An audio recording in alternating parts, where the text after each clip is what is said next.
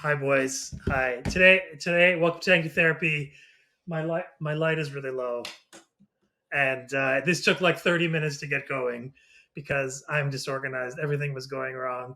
Uh, hi everybody. We don't really need introductions. Joe, Mikey, Rob. It's a reduced Tanky crew, but we have enough for quorum.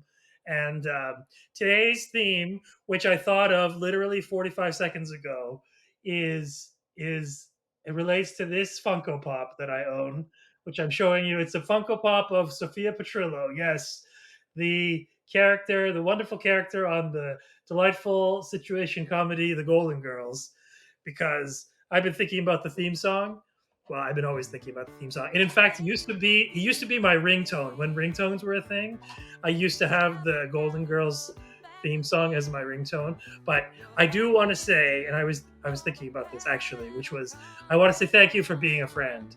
So not just to you, but the Tanky Therapy crew and the listeners, the viewers. The comments on YouTube are amazing under these. The strange like community we've built around these. So I want, yeah, it's very joyous and it means a lot to people. And so I want to thank you guys for being friends, and I want to thank the rest of the Tanky Therapy crew. Uh, yeah, that's going to be the name of the episode. Thank you for being a friend. And we're going to have the theme song playing. But, well, let's do the regular check in. Rob, how are you doing? I'm doing all right. And in fact, yeah, I've got to echo the sentiment of what you were saying earlier, Sina. I do really appreciate being able to have these talks, and really just being. I feel really lucky that I've been able to have a bit of a voice and be able to talk about these things. It's definitely been like helpful for me to be able to process everything that's been going on over the last 8 months. Um, so I really appreciate that, and I really do appreciate reading the comments on YouTube as well, and seeing how there's been this connection with people that I think are feeling really isolated, really alienated. It's an alienating feeling when you feel like, am I crazy? Like, am I the one that's wrong here? And you look around at the news and politics and friends and family even sometimes, and you think, is there something the matter with me that I feel completely disconnected from this, that I'm horrified by what I'm seeing. And it's helped me a lot to connect with other people that have similar feelings that I do. So I really appreciate that there's a little community out there that, with this show and other stuff, that get that same kind of feeling, that feeling of that, I'm not alone, I'm not isolated, I'm not making this up. So it's been really valuable for me. So that's why I'm happy to be here once again on Tankie Therapy.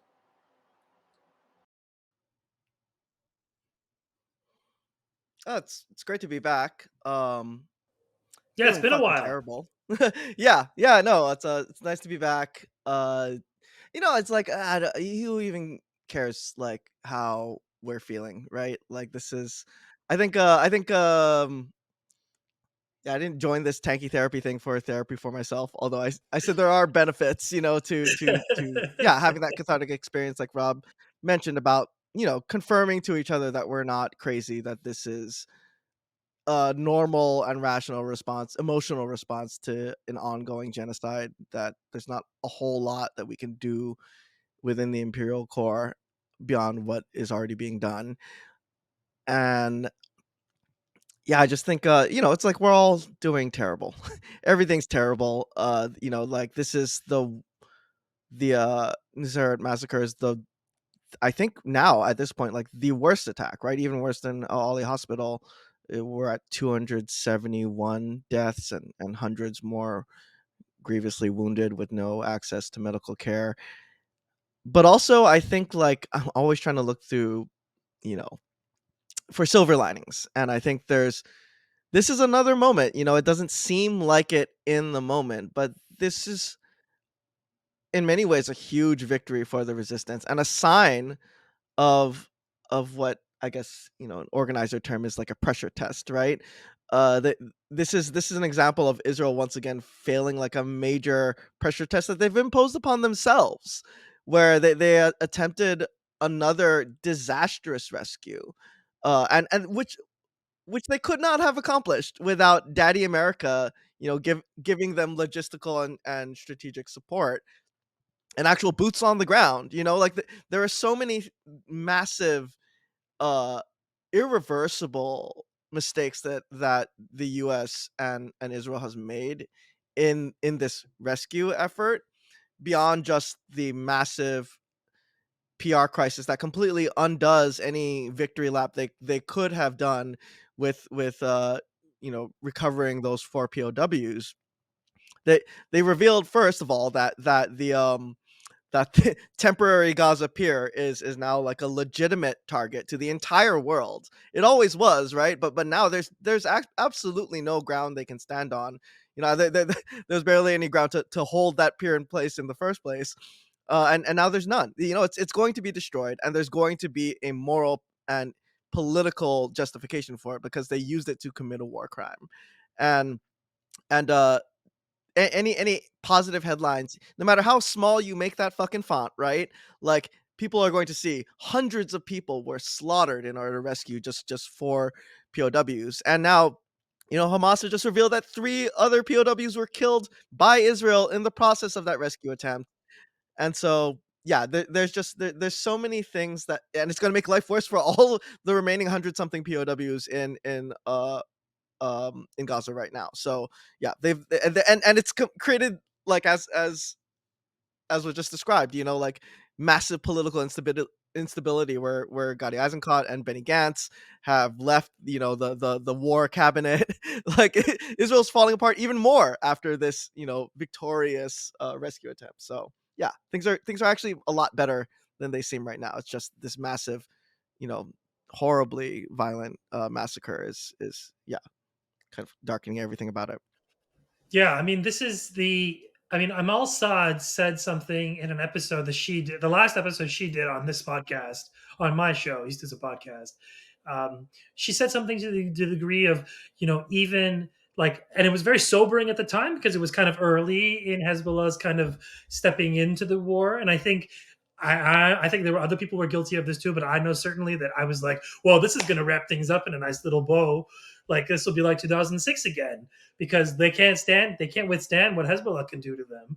And so at that point, but she said something that, if Hezbollah got more involved, that thing it would also mean, like, and not because of causal, but because of, like, the nature of Hezbollah's involvement is that it will increase as the violence against Palestinians increases. Like, that's the response of Zionists to them losing, is to increase what they do best, which is killing unarmed civilians, right? Like, that's what they excel in, and that's actually the purpose of this fight.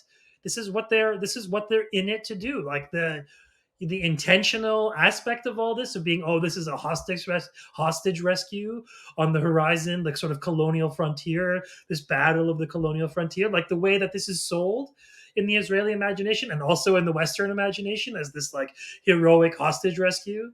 That, like, the very fact that they killed 3 of their own, and they've killed dozens of their own during this war, and they killed hundreds more before this on October 7th. It was a mass Hannibal event of October 7th, right? That there's no like reasonable logical stand to take that said Hamas, which, and the Palestinian resistance in general, which increases its leverage with every single captive, would kill indiscriminately. The presumption would be to take as many as possible. And in fact, the one of the I think one of the people who was captured this week, whatever, liberated from the Zionist perspective, of course, but essentially, like, that they were housed in Gazan homes. They hadn't been in tunnels, right? And that's part of the story of October 7th, is that Gazans themselves, outside of the professional resistance, took part in resistance operations and took their own captives. That, like, this was part of, like, a wider social act of rebellion that wasn't just limited to the, like, let's say, professional cadres of Hamas, right? And so, like, this was one of those captives, like, housed in a Palestinian home. And on top of that, this person had relative autonomy. At least the one did. She would walk around. She would get dressed up in Palestinian attire, and she would walk around. She would get fresh air. She had never seen the tunnels. But as was made clear, one of the direct results of this insanely violent war crime that they've sold as some sort of, like, W for themselves, that is that now the life quality of the remaining captives who are above ground is going to decrease like violently. Like all their vitamin C levels go down drastically because they're not going to see the sun until the war is over.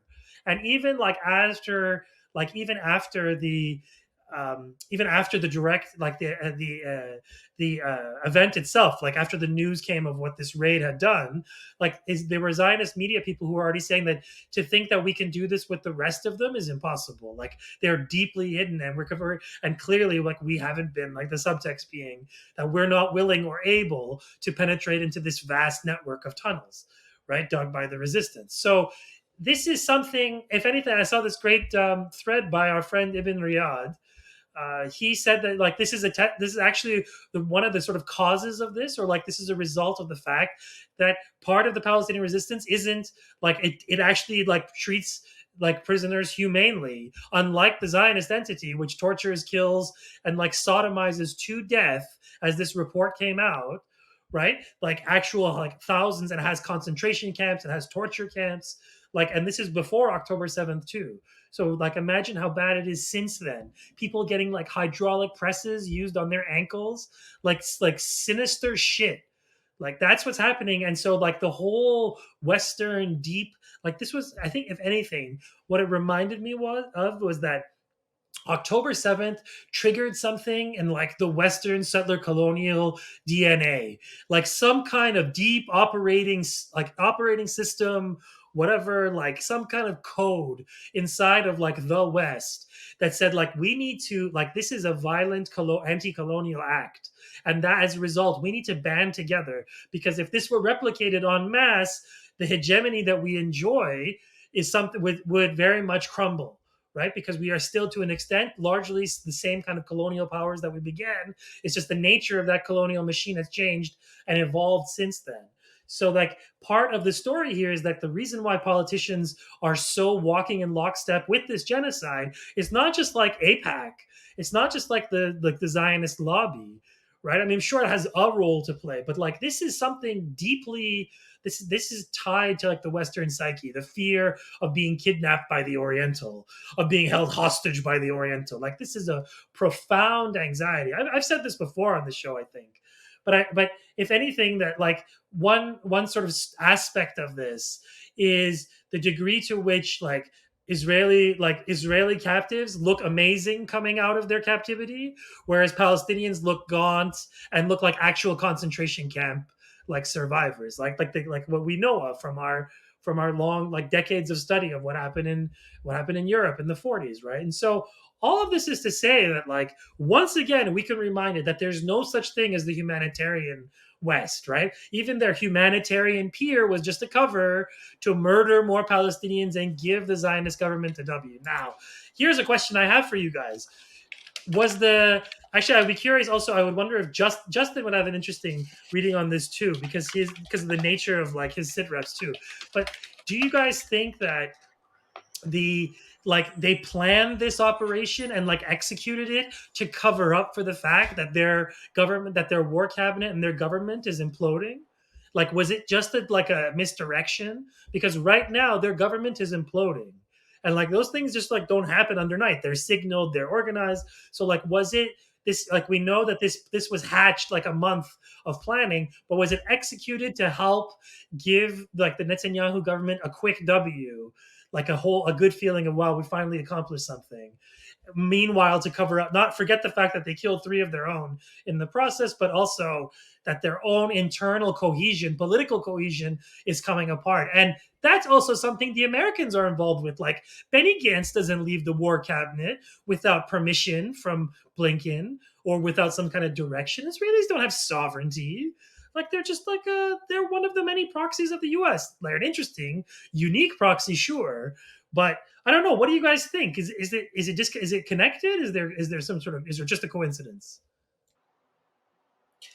I mean, I definitely think it's connected, but I don't think it's even about a quick win for the Netanyahu government or a quick W or whatever. But it seems like all the West needs something that they can spin as like, this is what we've been providing all this weapons and endless support for. It's just been 8 months of nonstop mass murder of little kids and bombing hospitals and schools and just the most depraved violence that you can imagine, with seemingly no effort to get any of these hostages back.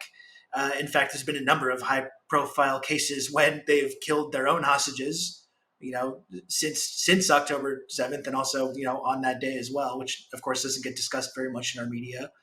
So I think the reactions from everyone in the West indicates like how much they need something that they can spin as some kind of like daring rescue operation or something like that. I thought it was really telling. Like it seemed like there was a bit of a gap between the operation and certain Western leaders weighing in on it, and I thought it was really telling. Like someone like Blinken, weighing in hours later after the death toll has been confirmed to be like in the multiple hundreds, and after images of little kids being maimed and dismembered and mutilated beyond recognition have circulated around, and then you still have Anthony Blinken weighing in and saying, "Well, we're so thankful for this, and what a great daring victory that's been won today." So I think it's both, Sina. I think there's definitely an element of internally in the Israeli government as a way to kind of cover up the chaos there, and the fact that they've been losing this war. The only thing they're capable of doing is killing civilians and bombing infrastructure. Um, but I think it's the entirety of the West needed something that they could spin to justify the endless support, and this has been the case. This has been what that turned into. The entire purpose of the pier was to create some kind of win for the Biden administration, right? Or that's one of the dual purposes of it. And besides what I and many others have been kind of theorizing about, just the fact that the pier almost perfectly aligns with the Netzarim corridor in the middle area, right? Just like creating kind of like this long supply line, and also bifurcating Gaza, like the northern and southern part of Gaza, and creating, yeah, basically like this almost like a protected area for the IOF to kind of like traverse through and create basically like a type of West Bank situation where they're further and further just kind of like separating Gaza into little parts that they can then, digestible parts where they can seal off pockets of resistance. And what we kind of discussed in previous tanky therapies is that this is never going to be secure. It's too large of an area to hold strategically for any amount of time, which is borne out by the fact that they've already tried this before, right? Before they abandoned the strip, and so yeah, I think like this whole operation, which turned into a massacre. I don't think we don't have enough intel to speculate whether the massacre was planned to occur concurrently with the rescue. But if I had to guess, it kind of seems to me that it went way out of control, beyond what definitely the U.S. wanted to happen. I think they wanted it to be like a Zero Dark 30 type, um, operation that would look good, for PR, and kind of like consume a news cycle in a positive way. And it went completely pear shaped when Palestinians basically clocked, a very obvious humanitarian aid convoy as an exfiltration operation. And they I think once they I think based on recent reports, there'll probably be more kind of like uh intelligence and firsthand accounts coming in as the week progresses. But like it seems like as they were found out, that's when the bombing started, as kind of like an attempt to distract from the fact that you know potentially US Marines, in addition to the IOF, were kind of like uncovered. And so also I mean, also the fact that if Hamas's report is correct, that like three other POWs, IOF POWs, were killed in the process, there was probably like a much more two-sided engagement than what the IOF was initially billing as. Like, yeah, oh no, there were just like some people stationed at the door, and we just ran through all of them basically, and rescued these people. Like, they don't mention any of the dead. They still don't admit that anyone else was killed on their side. So Yeah, no, I agree with a lot of what you guys are saying. The thing about Zionism, though, is that its premise is not Black Jewishness, but it's supremacy over the indigenous peoples of Palestine, right? Like, that supremacist sentiment ties them together more than anything else. So, like, whereas for us, like what Joe was saying, R.I.P. Joe, Joe's back, yay, Joe.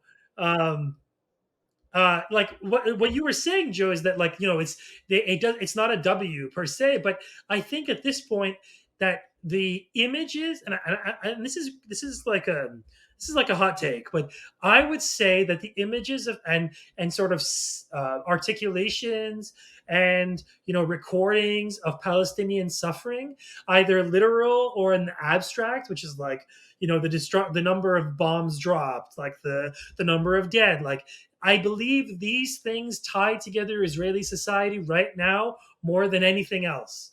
I believe that there's supremacy over that these rascally Palestinian Arabs who have made their lives so insecure, who have caused their country such great, and their economy specifically, such great discomfort, that, and also inflicted an immense amount of damage upon their sons, right? Like, either in the form of death or in the form of maiming, right? Like, that's one story here that's not being told, is that the levels of injury among Zionist troops and severe injury too, because killing and maiming and injured soldiers is the same for the enemy, right? That doesn't matter. Like, you take them off the battlefield. How you do it is up to you, but ultimately it's the same goal. And so part of what Israeli society can only flex on, which is, look at the ratio of people that we inflicted. Look at the ratio of death, right? That for 4 Israeli captives, we killed hundreds, right? And so, like, people were sitting there and saying the quiet part loud, which is, our lives are more valuable than yours, right? Which is not a new sentiment for colonial entities, right? Like, we know this, that colonial and anti-colonial warfare has a vast discrepancy in death tally, but what's at stake for the respective sides is much different. You're talking about a colonial entity where people can get up and go and live somewhere else comfortably, or people who are from there, who that's their only home and they have to defend it. So those two things are also what's at stake here. Palestinian resistance does not have to kill or maim every single Zionist soldier. It has to make life unlivable for them. And the bar to do that is much lower than the bar for Palestinians, let me say. And what I mean to say is not that Palestinians are superhuman or something, that they don't get affected by economic decline or whatever, but it's that Palestinians have deep roots in that land and they're from there, and it holds them. And, like, yeah, as like kind of humanist as this sounds, or like wish as like new agey, but like those roots mean something to how historical events unfold, right? And so you have Zionists emigrating en masse during this time because, yeah, life isn't comfortable and they can go somewhere else. So, like, this is one of those moments where the contradictions of the Zionist project, where you have a global set, like, you have a global sort of source of, not even that global, right? Because there's majority from like a few places actually, but you have like a source of new settlers. Those new settlers are not coming, right? Like, the project of Zionism has stalled, not just stalled, but taken deep damage to its identity of itself, because that self is so reliant on feeling superior, and they lost that on October 7th.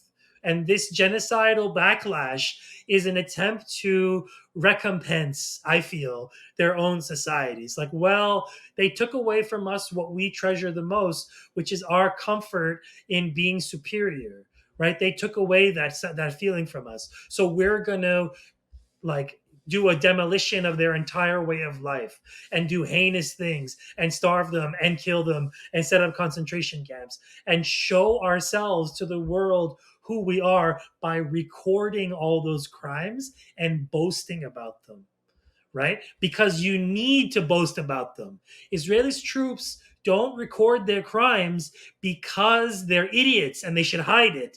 They need to record them. Israelis need to see them. I'm on Zionist Telegram channels. I can tell you, they celebrate Palestinian genocide. They celebrate it because it makes them feel like a big man. It's like this. It's like the Simpsons thing. It's like, oh, this makes him. Why are you doing that? It's like, oh, it makes me feel like a big man. Like it's like Nelson, right? Not Nelson. It's no, Rand. I don't remember the one. I can't remember, but I'll clip it in here.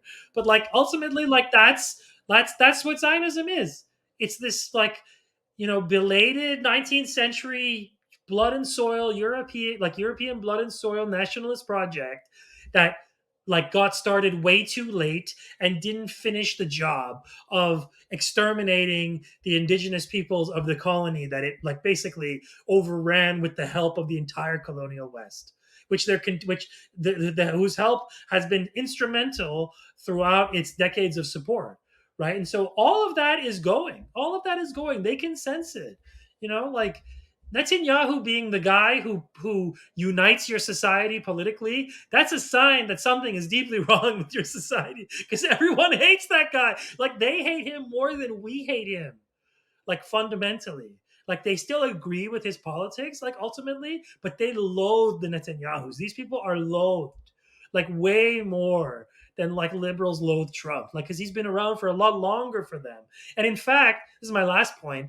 The whole drama of hostage recovery is deeply tied into his rise because his brother was at that so-called like that Entebbe raid, right? Because this is an older story too of Palestinians taking captives and returning the favor that Zionists do on them, which is terrorize innocent like civilians who are non-combatants, hold them hostage in prisons, and then call them like administrative detention or whatever, right? And so October 7th gave them a tiny taste of what it's like to undergo Zionist like rule.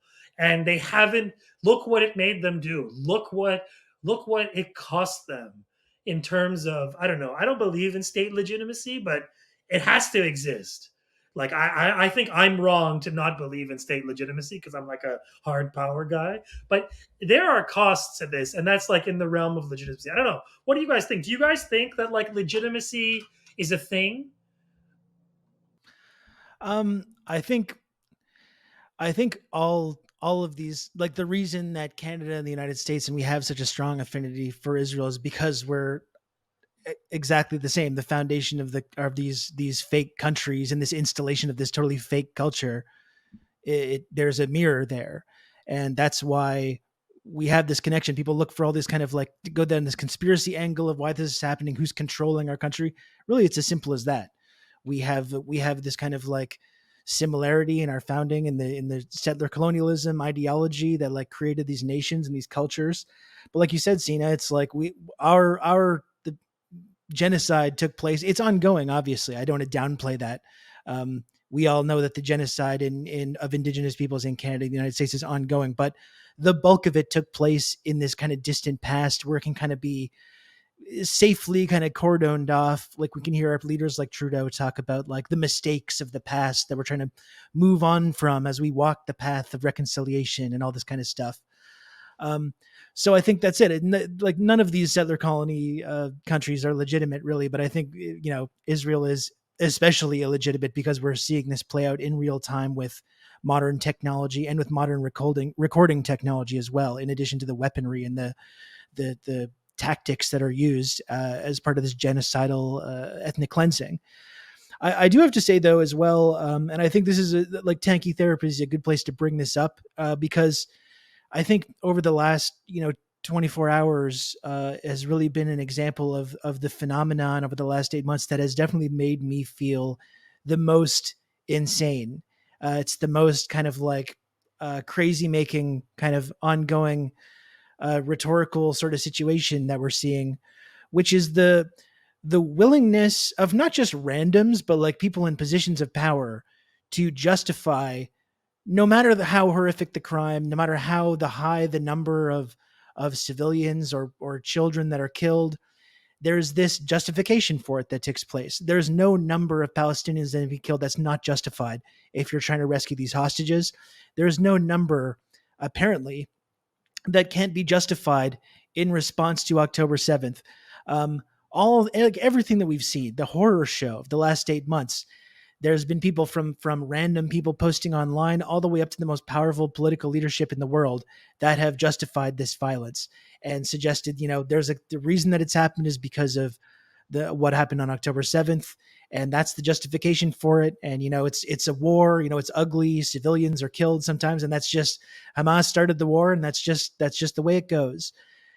And that contrasted with anyone who will try to use any kind of a mainstream platform to not even justify what happened on October 7th, but just to provide some kind of context for it, to say like history didn't start on that day, or to talk about the several decades prior to that of colonialism that led to that, or all the nonstop crimes and criminality that we can point to in the past that led up to that moment, that where you see that kind of like outburst of violence in the exact same way that you've seen in other colonial situations, whether it's in Haiti or whether it's in Vietnam or whether it's in the American West or whatever it is. I mean, that's the legacy of colonialism. That's the cycle of colonialist violence that we're seeing play out. And anyone that has even made any effort to make this case will, they'll be blacklisted. You lose your job. You get deplatformed. You get demonetized on social media. Fingers crossed, knock on wood kind of thing, that doesn't happen here, because we're still able to apparently carve out small places online where you can have these discussions. But just the fact that like on a mainstream level, it has been just completely, it's become completely impossible to kind of make this case, to talk frankly about October 7th. It's the cliche, like, do you condemn Hamas? Do you condemn Hamas? Like, you can criticize Israel maybe in mainstream media, as long as you ensure to everyone that you have no sympathy for any kind of Palestinian armed struggle, that you don't ever make any kind of justification for violence that happened. And then maybe you can get on and make a few points about Israel and criticize Israel. But I think that is the thing that has made me feel so insane. The fact that people are just openly defending just the worst things that you can imagine. Little children mutilated, their skulls crushed, and like just the most horrifying things you can imagine. And people are perfectly comfortable going online and saying like, this is not only is this justified, but like this is their own fault. This is what happens. Or justifying the kind of the starvation campaign, using starvation as a weapon war. Like, there's no depravity that people won't feel perfectly comfortable going on and justifying. Whereas we can't have a conversation on any kind of a mainstream level about what happened on October 7th. And just this whole idea of like, casual civilians die in war. It's unfortunate, but that kind of hand-wringing liberal version of that justification. And the fact that like, if people really believe that, then that's what October 7th was. It was a military operation in which some non-combatants were killed.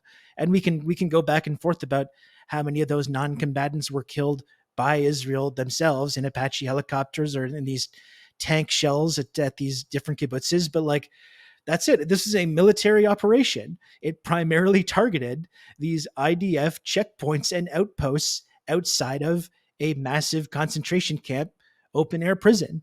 And like I said, we can debate what happened after that in these kibbutzes and go back and forth about that. But that's exactly what that is, a military operation in which civilians, setting aside the whole settler, IDF member element of that, but in which non-combatants were killed.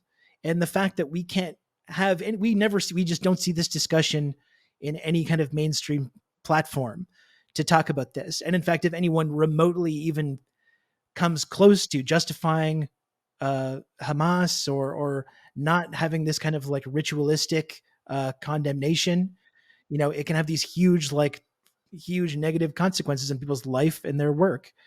And that to me, and the last 24 hours have really driven this home for me, because you see people totally justifying the mass murder of hundreds of people because these hostages were released. And, they shouldn't have taken the hostages to begin with. What do you want? And they're fully justifying hundreds of people killed, children killed. But the idea that, like, on October 7th, well, you shouldn't have been colonizing and occupying this country. That's what happens. The way that, like, that no one can really go on and articulate that viewpoint without having their life ruined, I think is like one of the things that has made me feel the most insane over the last 8 months.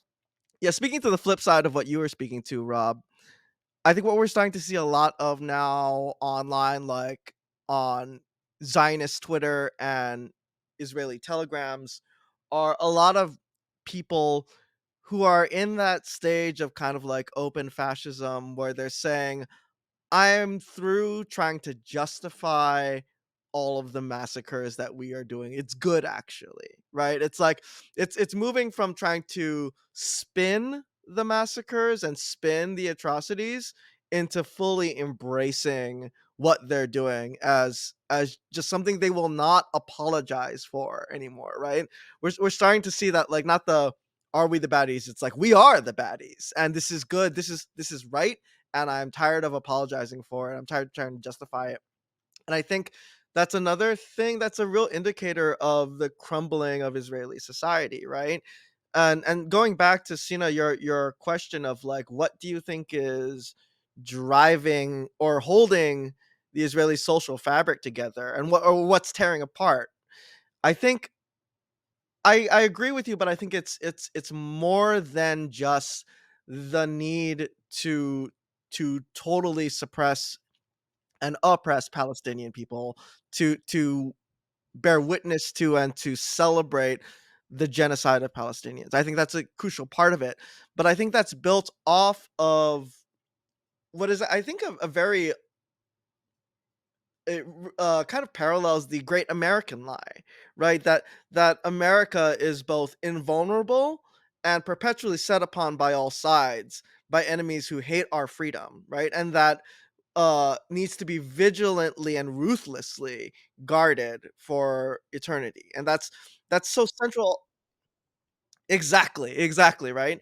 And I think is Israel has the same argument, but it's more convincing, I think, on the, like, internally and on the geopolitical stage, on the international stage, because of the fact that they actually do have enemies that are right at their border, right?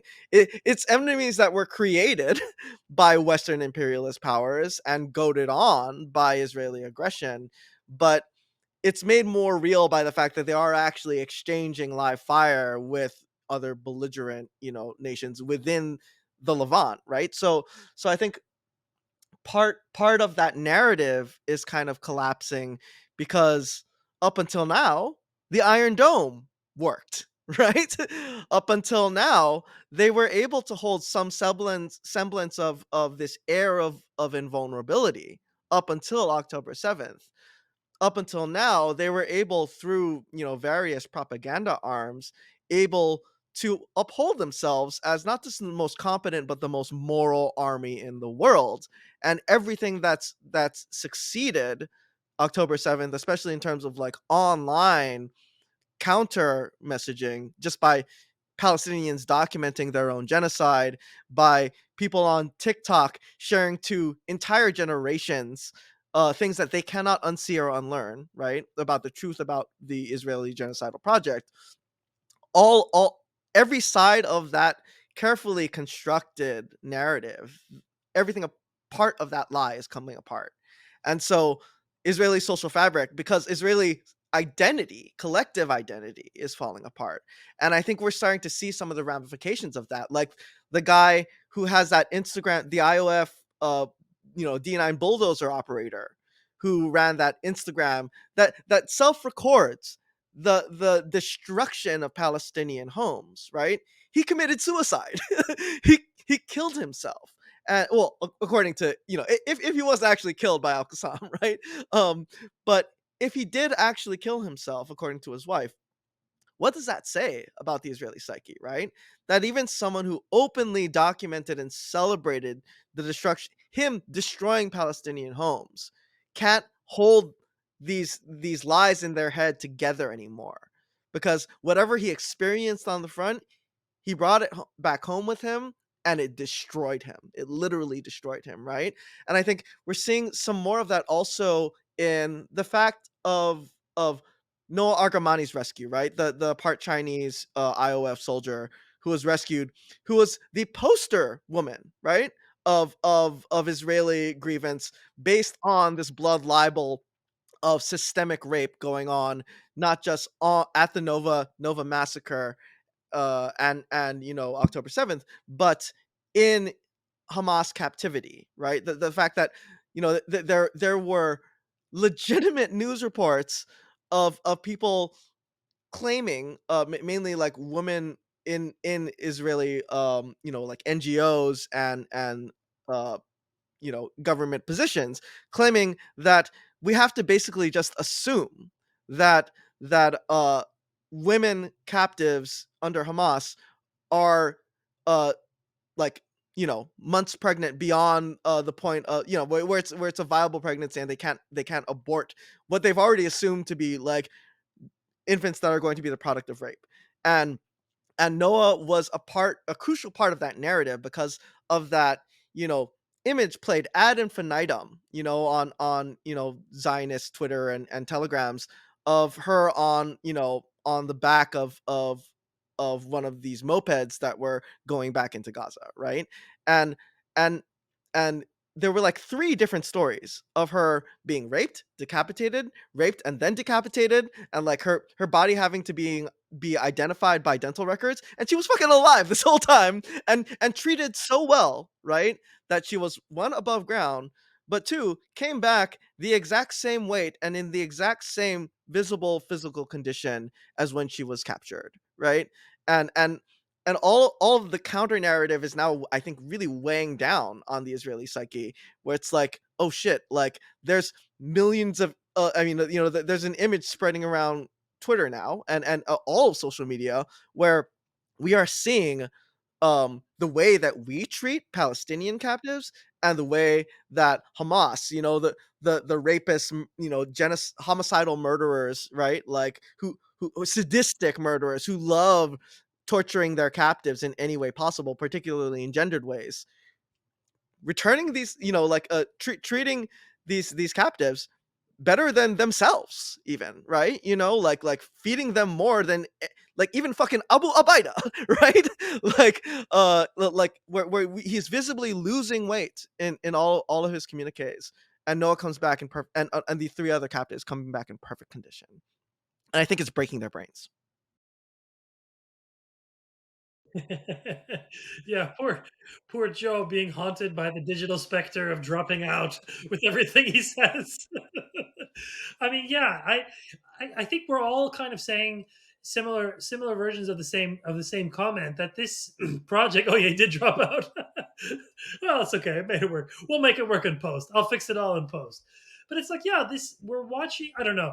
This is one of those moments where I say to myself that, like, this is, we have to remind ourselves that the liberal, that the sort of performance art of liberal societies, liberal civilization, the West or whatever, how advanced it is, that they, like, on the one hand lecture the world about their treatment of ethnic minorities, the gays, the this, the that, and meanwhile, like, they are the most brutal, violent, like carcerative, like slave society ever erected, right? And so it's right. I mean, Rob said this earlier, and something we've all echoed throughout these episodes is that Israel is a mirror image of our own Western hegemonic, of the Western sort of hegemonic system that we all live in, right? That we are all products of, to a degree, that we're all tied in with, and basically hostages of, in a sense. And so this is that, like, the unfolding of October 7th and all of the crises that are swirling together, right? Because when we talk about the resistance, the Palestinian resistance, right, that's one war, that's one front.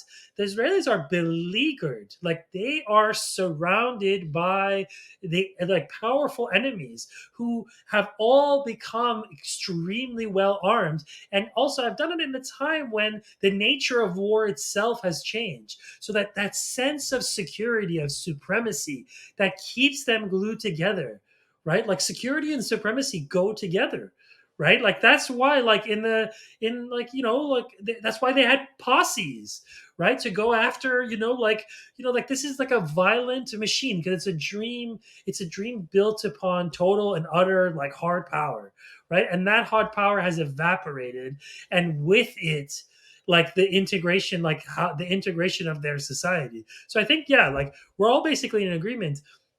I mean, maybe another way to spin this is that, like, could this actually be like the signaling, because we're watching now is like, let's say the more like labor Zionist element of the war council is going, and that like maybe that like the result of, say, like these people Gantz and Eisenkot and another guy, like of them leaving, is this a round of Israeli political upheaval, that going to be, and what role is the US? I just saw in a Telegram group that Blinken is meeting with Gantz, and Gantz is actually like, and I've heard elsewhere there was an episode of MacDeasy Street that with Moin Rabbani, and I guess I'd never known this before. I'd never really thought about it that much, but Gantz is like the treasured boy, according to Moin, of of the Washington sort of foreign, like, DC foreign policy establishment. That he's their boy, especially because right now that foreign policy establishment is run by liberals, and liberals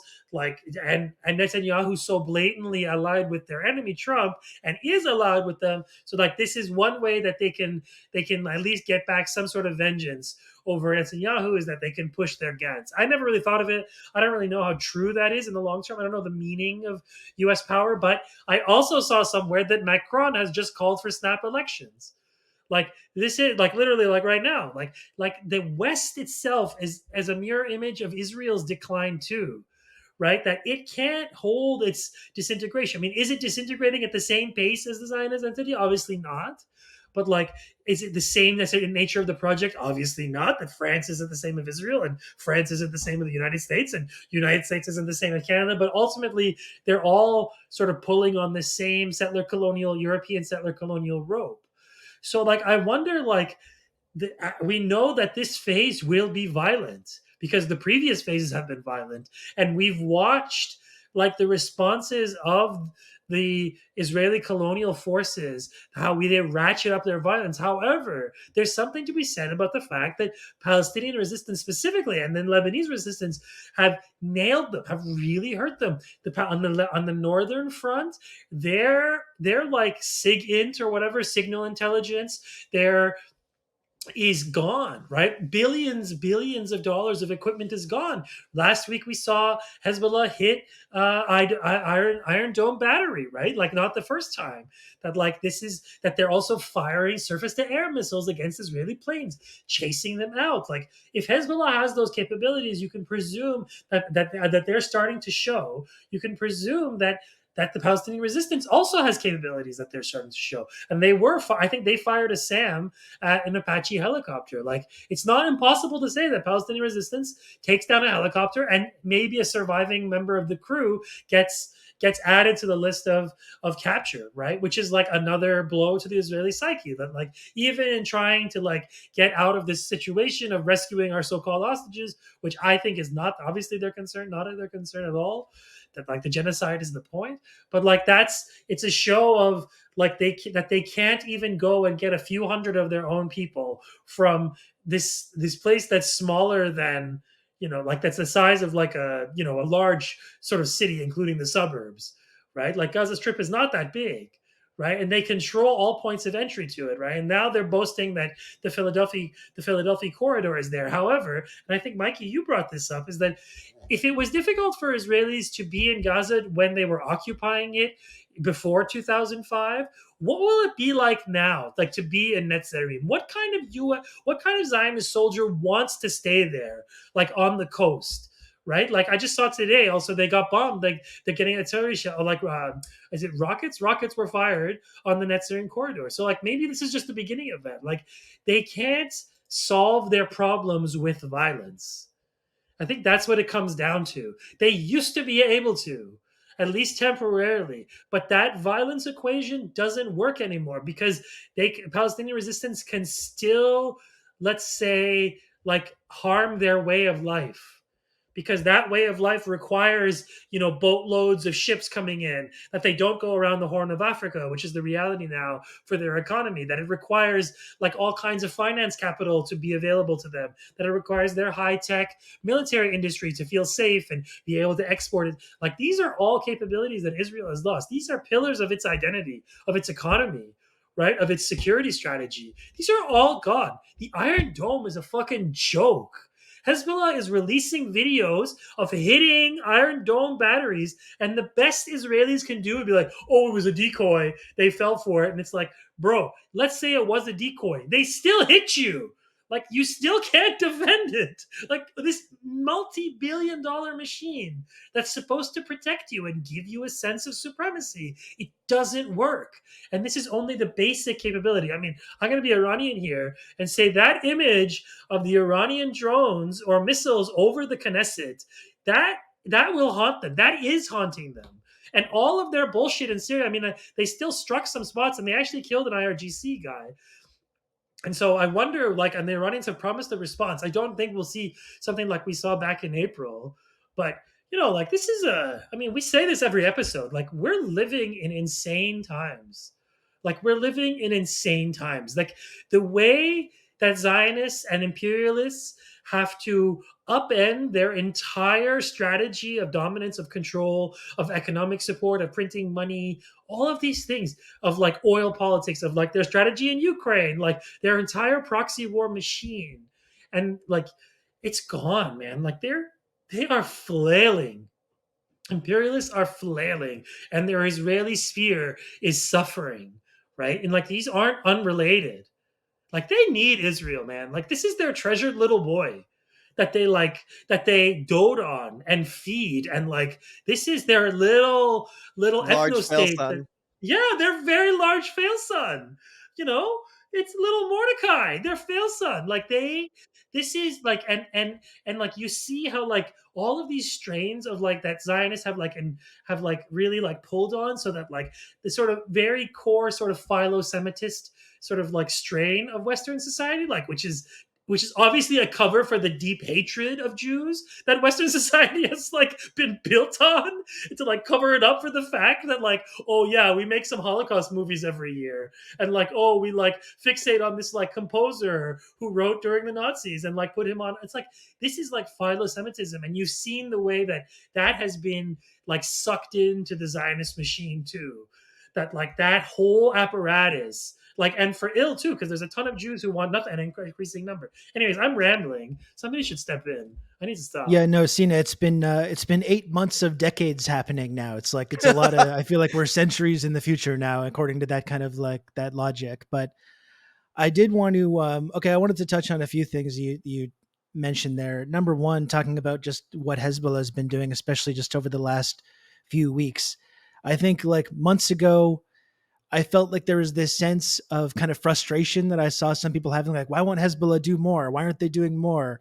Nasrallah, they see the sort of caution, and they, in contrast to the genocide, and people just kind of have this urge to say, like, just go all in now, let's hit him with everything you have now. And I think I understand that feeling, definitely, but I also do think you're seeing now, especially over the last couple of weeks, the strategy that's been in place, and the reason why it had to be methodical, and the ability to kind of like take out these Iron Dome targets and get them to reveal themselves prior to that. And really, there's been a strategy that's been in place that I think people were really anxious to jump the gun on a few months ago, and I think that's a lot more obvious now. But I also wanted to talk about this thing that you mentioned, a while back, about how what happened on October 7th activated this deep-seated fear in the kind of like Western colonialist mindset, because I think the October 7th, that's going all the way back to the settlement of these nations, that's a fear that people have had as long as these projects have existed. And I think even up until very recently, you look at like the early 60s with the emergence of people like Malcolm X and the Black Panthers and Fred Hampton and figures like this. And I think there was a real fear among white America at that time that there was going to be an October 7th on the part of, Black Americans. And, which which should have been totally justified, by the way, considering the legacy that's gone on since the foundation of America. And I think that was able to be kind of like the tension was able to have been brought down a little bit through a series of targeted assassinations of Malcolm X and Fred Hampton and MLK and a lot of these other civil rights figures. And then you also had this kind of two-step of the Civil Rights Act being passed, and then immediately afterwards this massive increase in law and order policing, militarization of police, the war on drugs, mass incarceration. So they were able to kind of like double down on Jim Crow while simultaneously congratulating themselves over how progressive and liberal they were, and having this kind of element of diversity in the political system or the corporate system or whatever it is, while keeping a lot of those colonial systems and those deeply racist policing processes in place. So that's how that was kind of the fears of that kind of a situation unfolding in America were kind of sated for a little while. But like you said, there's been this kernel of terror in the mind of the average kind of Westerner, the average kind of colonialist mentality that has never really gone away, even if they've taken steps to ensure that kind of thing would never happen here. And I think you're exactly right. That explains exactly why there's been such ironclad support for Israel, no matter what they've done over the last 8 months, because they ultimately they view it as completely necessary to use whatever depraved, violent, genocidal methods to put down this kind of armed struggle, to ensure that no one will ever get any ideas in Palestine or in Canada or the United States or any of these other colonial holdings, and that we won't have any kind of like a repeat of that kind of situation unfolding here. And it's like Palestinians are like the sacrificial lambs that need to be made in order to ensure that this like kind of uprising that has been feared for so long just will never happen. But I think you're absolutely right to point that out, though, that deep-seated terror that a lot of these folks still have. I guess closing thoughts for me. I think this past week and 48 hours has served as a really stark reminder that, Palestinian liberation will be achieved by Palestinians in Palestine. And that doesn't mean we get to relinquish any of our responsibilities living in the imperial core to continue to educate, agitate, mobilize, and organize. But I do think that I think it's both our responsibility to bear witness to these horrible things and take some of that load and not turn away from it whenever we can bear it, while also not allowing ourselves to despair, because especially if we're not Palestinian, we don't get that luxury to despair over even the worst things that are happening. Because and I think an antidote to that despair is to actually openly celebrate the victories of Palestinian armed struggle. And I think if you, dear listener, are not fully on board with the tanky part of the Tankie Therapy yet, I think you will realize that once you embrace that, you stop condemning it and you stop ambivalently fence straddling on support for the armed Palestinian resistance to fucking genocide. You will start to see that despair within you falling away. Because I mean, to bring it back to French decline, right? Like Vietnam, like they were completely outnumbered and outgunned, but they won, and they knew they would win. And there were monstrous massacres like My Lai, right? And that's only what we know about, and only because there was a whistleblower. There were hundreds of My Lai massacres. I'm sure it was standard operating procedure. Absolutely, and that was 500 Vietnamese being slaughtered, right? But by the end of it, I think about 3 million Vietnamese were killed, hundreds of thousands of Cambodian and Laotian people. That's a genocide, right? But they won their freedom through armed struggle. And I think what we have to understand also is there will be more of these, unfortunately, right? Like there will be more New Zealand massacres. There will be more botched rescue attempts that result in hundreds of people being murdered, not as collateral, but as part of that mission, right? And and I think we should remember that, like, the Tet offensive, tens of thousands of Vietnamese soldiers were killed, right? And it was an operational loss technically, but it was also the beginning of the end of the occupation of Vietnam. But occupation would continue for 7 more years before victory. So I think hold on to that, because it's going to be more of this. It's going to be bad. It's going to get worse, way worse before it gets better. But it's going to get better as long as Palestinian resistance continues their fight. And going back to one more thing, like, Israel can't even hold the Philadelphia corridor. There's already a video out from Al Qassam or I think Al Quds showing that they are already targeting tanks on the Philadelphia corridor. So they're not even going to be able to hold that. And yeah, Israel's going to fall apart. It's just going to take a while. Well, boys, minus Joe, who got disappeared. I think we can wrap it up here. This was fun. I think I'm frozen. I think I am frozen. Seem okay to me. Oh, okay, good. It's frozen on my screen, but okay. Okay, I'm gonna end it here. Thanks, guys. I'm gonna press stop.